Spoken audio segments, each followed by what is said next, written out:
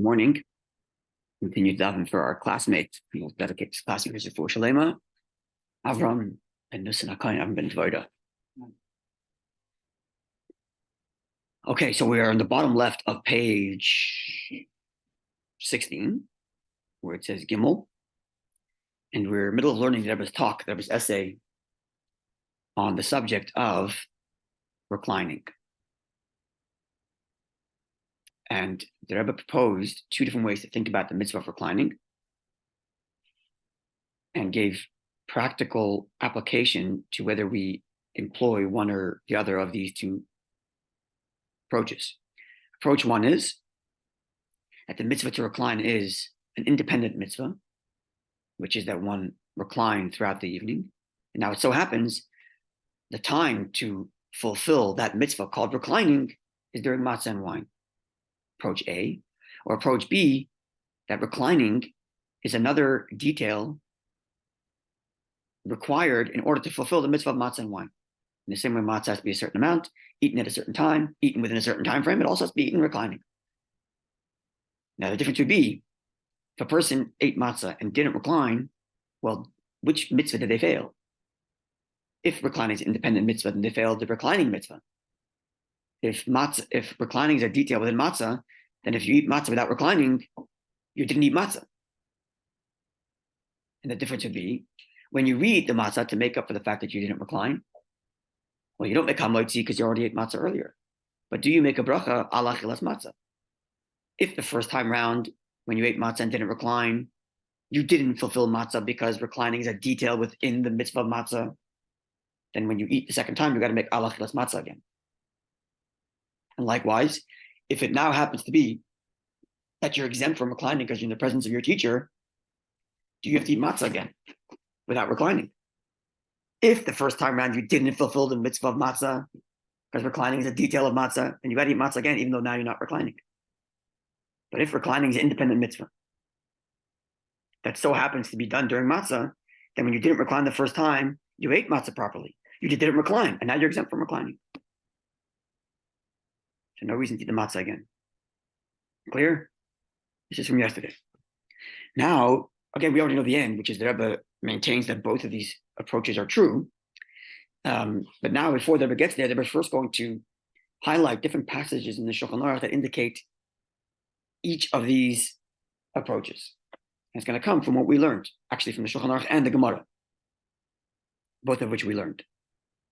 So Gimel, the bottom left, page 16, right? Was it 16? Yeah.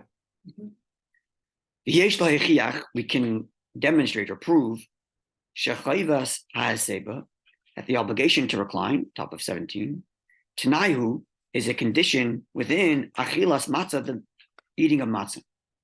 That is to say, we can take approach B, which we said was B, namely that the reclining is a requirement of matzah, that in order to fulfill the mitzvah of matzah, one must recline.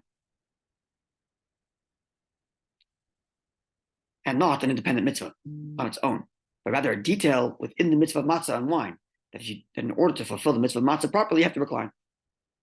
Yeah? How do we prove this? Mahadamrin in the Gemara, not which the Gemara says. We learned this Gemara, quote, Hashamish, an attendant, a waiter at the Seder, he's required to eat matzah because he's a Jewish waiter, but his time is not his. So he has to do it quickly. And the question becomes, does he have to recline or not? Additionally, he's in the presence of his master. And should the fear of his master be so much that he shouldn't recline? Right? That's what the Gemara was discussing. So the Gemara said, quote, Hashat Masha'achal Kazayis Matzah, an attendant, which I'm going to translate it as literally as possible because the Rebbe's proof is going to come from the literal translation. Hasham Masha'achal Kazayis Matzah, a attendant who ate the kazayis, the requisite amount of matzah, Kishu Mesiv, if he did so while he was reclining, Yotzei fulfilled his obligation. Mesiv in, if he reclined, then yes, he fulfilled his obligation. Loi Mesiv, he didn't recline, Loi, he didn't fulfill his obligation. What does this whole phrase imply? Fulfill his obligation to matzah? That's what I was going to discuss. Oh, okay. Because if the Mishnah, the Gemara simply meant you didn't fulfill your obligation to recline. Well, of course you didn't, because you didn't recline. What does this mean? If you recline, you did fulfill your obligation. You didn't recline, you didn't fulfill your obligation. If you didn't recline, you didn't recline. Of course it's not. So it must be, it's talking about the matzah. If you reclined, you fulfilled your obligation of matzah. And then the whole run-on sentence makes sense. If it's not a detail of matzah, it's just a question of independent mitzvah called reclining. This whole run-on sentence doesn't follow. Just say, if you don't recline, you didn't recline. By saying if you didn't recline, you didn't fulfill your obligation, indicates there's an obligation other than the recline that you failed, namely your matzah, indicating that reclining is a prerequisite and a condition to the fulfillment of the eating of matzah. Let's see how the Rebbe says it. From this language is implied that if he ate matzah without reclining, he didn't fulfill his obligation of matzah, which is why the Gemara phrases it that way. If you didn't recline, you didn't fulfill your obligation. Right? For Doichlet Gadol, it is extremely difficult, Loimar, to say that the intention of the Gemara is MITZVAH to say that if you didn't recline, you didn't fulfill your obligation of reclining. Dim Kane, because if that was the implication, what is the Gemara trying to tell us? Beloshin in language, Mesiv in, if you reclined, yes, Mesiv law, you didn't recline, no. It's obvious. If you didn't recline, but you didn't fulfill your obligation of reclining, because you didn't recline. The implication that if you didn't recline, you didn't fulfill your obligation implies it's a different obligation that's failed as a result of you not reclining. Okay? And that seems to be the structure of the Gemara's language. Exactly.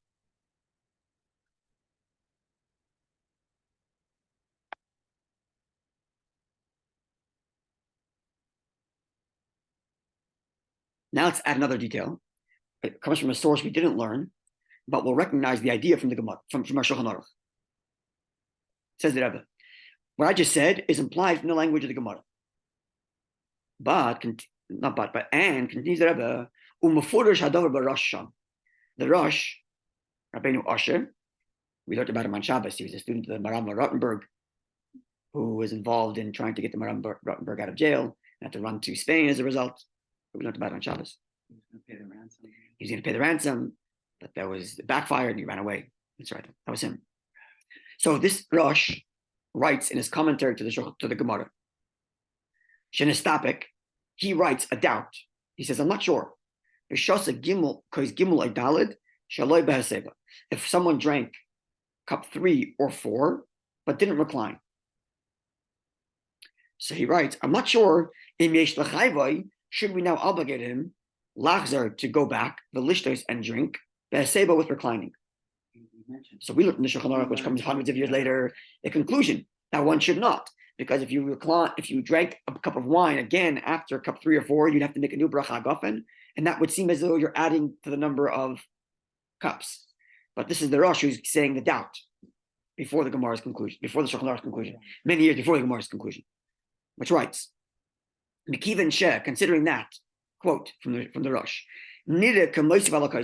if we make him drink another cup after cup 3 or 4, in order to make up for the fact that he didn't recline, it would seem as though he is adding to the cups of wine because he's drinking the 5th one now, which is what the Gemara, which is what the Shulchan Aruch concludes.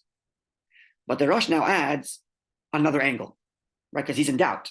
So on the one hand, don't drink that cup again because it looks like you're adding to the cups. On the other hand, maybe you should drink that other cup. Why? But I could suggest, says the Rosh, we're still quoting the Rosh, because the first time he drank the 3rd or 4th cup, he did so improperly because he didn't recline. This clarifies for us that when he drank cup 3 or 4 without reclining, it wasn't part of the 4 cups of wine. It's like matzah. It's you didn't fulfill your obligation. So it's clear from the Rosh that if you don't recline during drinking the cups of wine, it's not that you failed to recline. It's that that cup of wine wasn't done properly. It's as if it was never done. Exactly. And that's his other side of the coin. On the one hand, maybe if you drink another cup of wine, it looks like you're adding to the cups. But on the other hand, if you didn't recline the first time, it's clear that wasn't even part of your 4 cups. As if reclining is not just an independent mitzvah, but part and parcel of your drinking wine. But Follow? Yeah. Yeah. But throwing this in, is there still an issue of out of orderness? In the rush? No, not in the rush, just what we spoke about. Yes, but it could be that this case is before the out of orderness because you drank cup number you drank Oh, cup, before you even went to 4, Exactly. you caught it on the third. exactly. So it doesn't have to be an out of order issue. You That's drank not an out of order exactly. issue. Exactly. It's not like the 1 to It's a 2. question of does it look like you're adding to the cups? Yeah. So on the one hand, it looks like you're adding to the cups. On the other hand, says Rosh, well, if you didn't recline, it's like you didn't drink for the mitzvah anymore. And presumably the Rebbe mentions the rush rather than the Shulchan Aruch because it adds this extra detail, right? Correct. This, Correct. This extra detail, this other side of the coin. The logic, the logic that you should drink another cup because the first time didn't even count because you didn't recline. And therefore, as Rosh says it, continuing to quote the Rosh, and that which he drinks now, this extra cup, to make up for the ones he drank without reclining, that is the obligatory cup. The first one he drank without the reclining wasn't even part of his obligation. Right. So now back to the Rebbe. Rebbe now demonstrates this point. So the Rosh writes outright that this cup one drinks without reclining is not part of the 4 cups. It's not adding any. Not exactly, because reclining is a detail in the mitzvah of drinking. Because I matzah, the same thing would apply to the matzah. That if you eat matzah without reclining, you failed matzah, not that you failed reclining. Okay. We're going to skip the next few paragraphs because the Rebbe goes on a tangent, trying to indicate in the language of the Jerusalem Talmud what might be the case, but then the Rebbe rejects it. So we didn't learn the Gemara in Yerushalmi, so we're going to skip that part, and we're going to go to Dalet, bottom left. So here we have proof from the language of the Gemara and from the Rosh explicitly that the mitzvah to recline is not an independent mitzvah, but part and parcel of the mitzvah of matzah and wine. That if you didn't recline when you ate matzah or wine, it's not that you didn't recline. It's that you didn't eat matzah properly. You didn't drink wine properly, which is why the Gemara says if the attendant eats matzah without reclining, he didn't fulfill his obligation of matzah. And Rosh says, well, if you drank a cup of wine without reclining, it wasn't part of your 4 cups. So why not drink another one? Okay. Ulam, however, we can prove the other way around. Right? This is before the Rebbe tells us his conclusion that both are true. So he's giving proofs to both sides of the coin, yeah? Both approaches. If you're concluding that both are true. You have to have proofs for both. Correct. So now he gave the proofs for the position that is part and parcel of the mitzvah to drink wine and eat matzah. And then if you fail to recline, it's not that you failed to recline. That's that's not the issue. The issue is you failed to eat matzah properly. You failed to drink wine properly. Okay. Now Dalet, bottom left of page 17. Ulam, however, seemingly we can prove the opposite to be true as well. That reclining is an independent mitzvah, and eating a matzah is only a condition of how to properly fulfill the mitzvah of reclining. Of course, it's an independent mitzvah. Matzah is a mitzvah biblically, but in terms of reclining is a mitzvah independently, and the time to do that mitzvah is by eating matzah. Which means if you ate matzah without reclining, matzah you did. You just failed to recline. Ideally. No, but matzah was done properly. Because reclining is, from this position, reclining is not a part and parcel of matzah. Which means you ate matzah, your obligation of matzah is done. You just didn't recline. And reclining requires matzah. Okay, see, matzah again with reclining. But not because you have to do matzah over, which is why you're not doing achilas matzah. And if you're in front of your teacher, you're just fulfilling the reclining part. Exactly. If you're taking this position.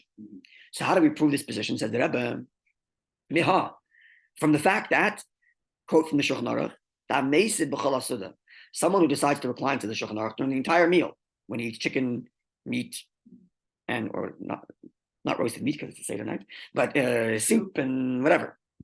If he does so, or the cigarette, right? You like this? Deborah said that his father used to lean to the left when he had a cigarette at the Seder. Because if you got to do everything in freedom, being praiseworthy. Exactly. So this is praiseworthy. And he's doing the mitzvah in the optimal manner. Now that is only possible if the mitzvah of reclining is independent mitzvah. Otherwise, what's the virtue of reclining? If reclining is only a detail in the mitzvah of matzah and a detail of mitzvah of wine, then when you're not doing wine or matzah, what's the virtue of reclining? That's both. It's only virtuous. Now we're seeing clearly that was both. But it's only virtuous if the mitzvah of reclining is independent mitzvah. Yeah, as he says on top of page 18.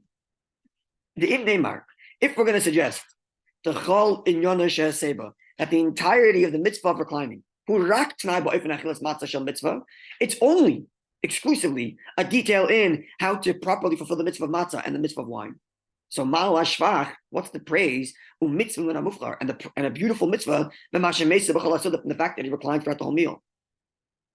Because taking this position exclusively, then reclining independently of matzah and wine ain't sivur, it's not a commandment. It's nothing other than a condition to eating matzah. So there's no virtue. If reclining is exclusively a proper way to fulfill the mitzvah of wine and matzah, then there's no virtue whatsoever in reclining outside of matzah and wine. Therefore, you must say, it takes away from. Because it takes away, because what's the virtue? You're doing nothing. There's no mitzvah there. What if reclining is a prerequisite in how to fulfill the mitzvah of matzah and wine? Right? Yeah. What are you doing when you lean to the left and eat chicken? Which mitzvah are you fulfilling? Which mitzvah are you beautifying? Mitzvah mufchar. It's the most beautiful mitzvah. Which mitzvah are you beautifying? There is no mitzvah of reclining. It's only a detail of matzah. So what mitzvah are you beautifying? It's only a beautiful mitzvah if there is such a mitzvah called to recline independently of matzah. So you're beautifying it that not only by matzah you're reclining, which is the main time to recline, but also by chicken. That's only if the mitzvah of reclining stands independent of matzah. Otherwise, where's the virtue? What mitzvah are you beautifying? Yeah. Right? Who's arguing here that they can't coexist? Not that can't coexist, but there must be this other element. It cannot be only a detail in matzah. Because if it was only a detail in matzah, there'd be no virtue in reclining when you're eating chicken. So it must be independent mitzvah that has virtue when you're eating chicken. Okay, I see. This is the proof. Exactly. These proofs are not mutually exclusive, but they each prove another approach to the mitzvah of reclining. A, as a detail in matzah, which is why if you didn't eat the matzah reclining, you didn't just fail reclining, you failed the matzah. And B, reclining is independent mitzvah, and therefore, even when you eat chicken, it's nice to recline. Both have to be true, which is where I was going. So as it continues, from the fact that when you eat chicken or soup, you recline. Says the Shulchan Aruch that this is mitzvah, this is a beautifying the mitzvah. Therefore, we must say, in the very reclining itself, there's a mitzvah. And that's what you're beautifying when you recline. The primary obligation for when you fulfill the primary time to fulfill the independent mitzvah of reclining happens to be during matzah. But if you do it the rest of the time, it's beautiful. Throughout the rest of the meal, it's just beautifying the mitzvah. But it's only a beautification if the mitzvah of reclining is independent. Clear? Okay. Yeah. But yeah, the bill was back and forth. Allah says the Rebbe.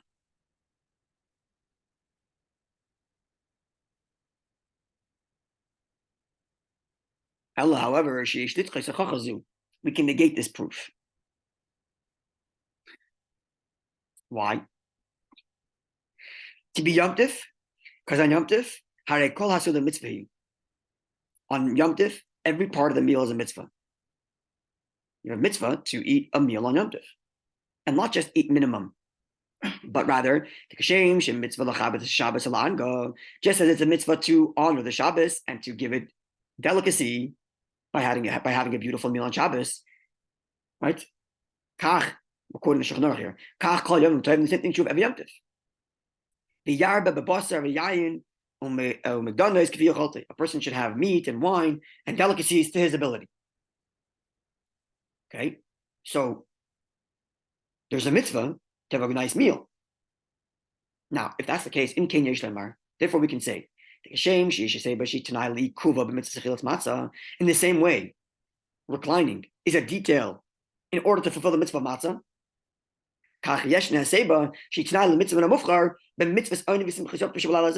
Reclining is a detail in how to beautify the mitzvah, not a detail in the mitzvah of reclining.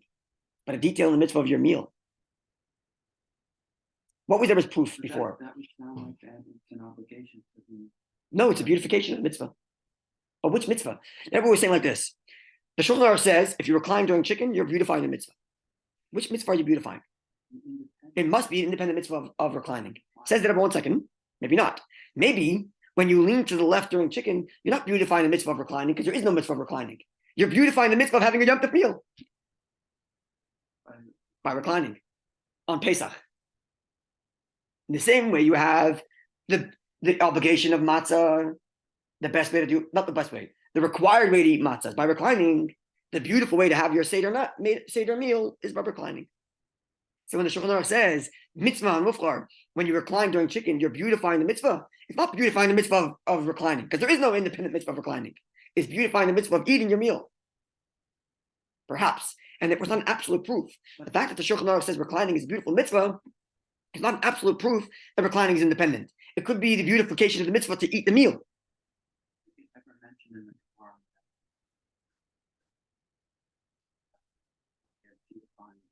No, the Shulchan Aruch says that though. It was defined as one where you demonstrate your freedom. Oh, that's going to be the proof that was going to come to. The reason for the reclining indicates an independent mitzvah. Right? But for now, sorry? No, I mean, that we're going to get to in a second. But everyone wanted to bring a halachic proof. Before he brought the proof from the reasons for the mitzvah, he wanted to bring a halachic proof. The halacha is that if you recline during your meal, you're beautifying the mitzvah, which seems to indicate that reclining is independent mitzvah, that you're beautifying now by reclining in your meal. Right. To which the Rebbe says, it's not an absolute proof, because the beautification of the mitzvah here could be beautifying your meal, which is also a mitzvah. Which you could say because it's a Yom Tov meal. Because it's a Yom Tov meal, because that's right. Exactly right. Okay. But at the end, as you say, all good? Okay. However, like you said, at the end of the day, the reason for the mitzvah to recline indicates that it's independent mitzvah. And that's what they're about to do now. Yeah. Yeah. However, bottom right to page 17. Tamachi, that's page 18. Bottom right of page 18. Last paragraph on the right-hand side of 18. However, the reason given for why we have to recline, proves and compels us to say that the reclining is an independent mitzvah. The Rambam writes, and the Alter Rebbe shares a very similar language. Quote, in each and every generation, a person is obligated to demonstrate or position himself and to show himself to, to demonstrate in his behavior, as if he now left the bondage of Egypt. Therefore, when a person eats tonight, he has to eat and drink in a manner that's freedom. So where's the obligation to recline born out of?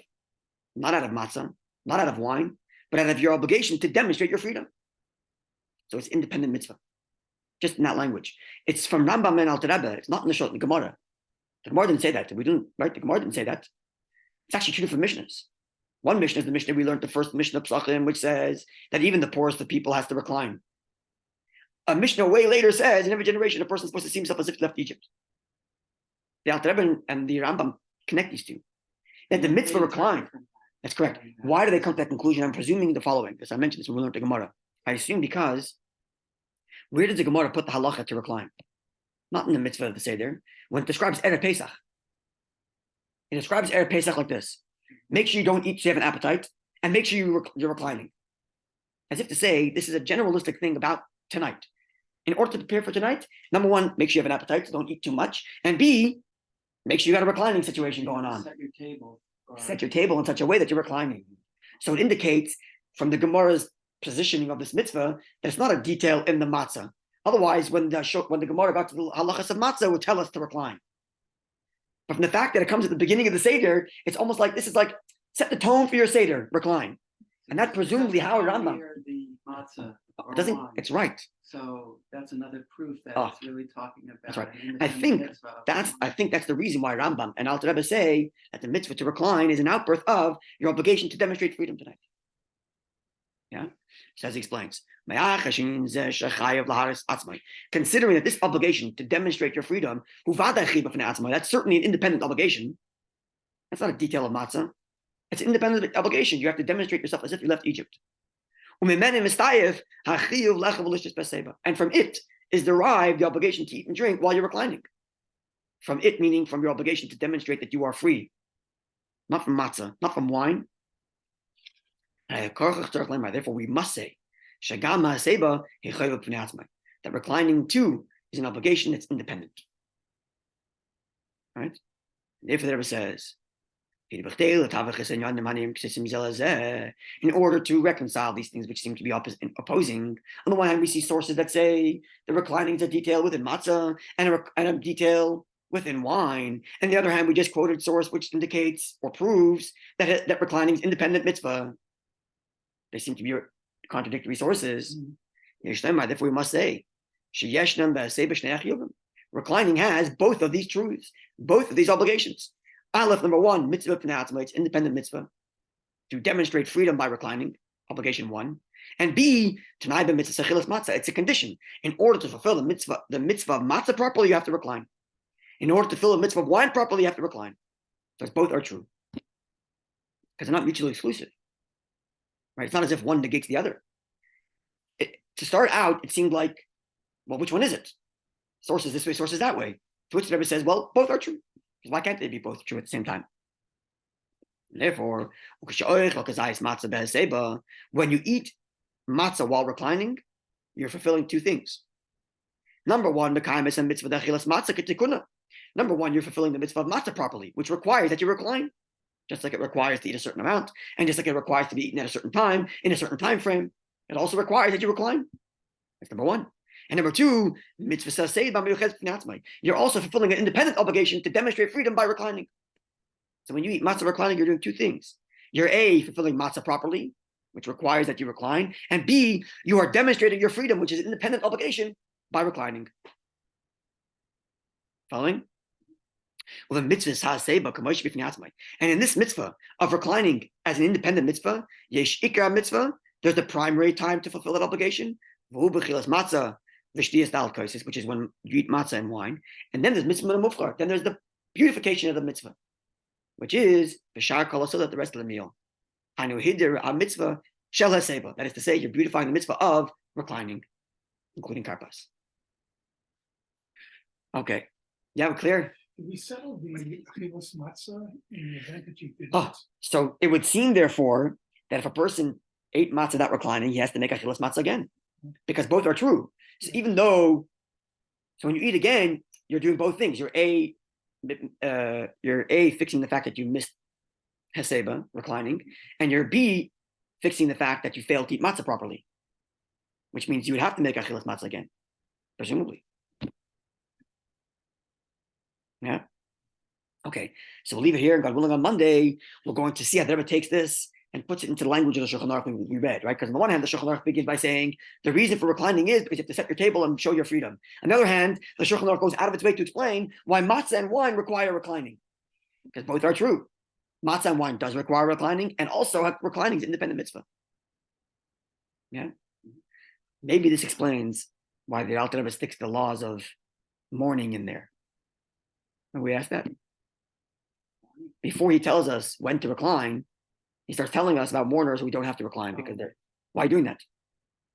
Because before we get to when you recline, first let's talk about the mitzvah of reclining as a whole.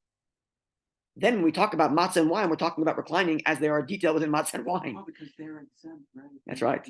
Because they're not part of the obligation to demonstrate freedom. So that's why it comes first. Because first the Alter Rebbe says, okay, we'll get to it on Monday.